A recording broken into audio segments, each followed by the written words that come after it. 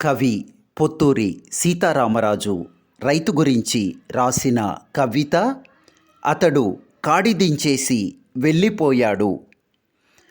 అతను ఊరు వదిలిపెట్టి వెళ్ళిపోయాడు. కాస్త వెతికి పెట్టరు. ఏ రైల్వే స్టేషన్ ముందో, ఏ బస్టాండు జనం మధ్యనో రాలిపడ్డ ఆకుల మాసిపోయి ఉంటాడు. వర్షం కురవడానికి సిద్ధంగా ఉన్న మూగ మేఘంలా గుప్పెడు బువ్వ కోసం వెతుకుతుంటాడు. ఆ అడుగులే మొన్నటి దాకా మట్టి చాళ్ళ మీద మొక్కలు మొలిపించాయి. ఆ చేతులు ఆకలి పేగులకు అన్నం గింజలు తోలాయి. ఆ చెమట చుక్కల భుజాలే ప్రపంచానికి పంటను ఎగుమతి చేశాయి. అతన్ని మనం మళ్ళీ వెతికి పట్టుకోకపోతే భూమి నుదుట మొలకబొట్టు మొలవదు, మనిషి జాడ మిగలదు.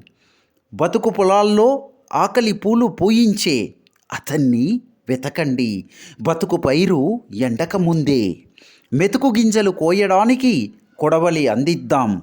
అందుకే మీరంతా బతుకురద్దీ కాస్త ఆపి హలం పట్టి పొలం దున్నే ఆ రాజు ఇప్పుడు ఎక్కడ ఉన్నాడో వెతకండి.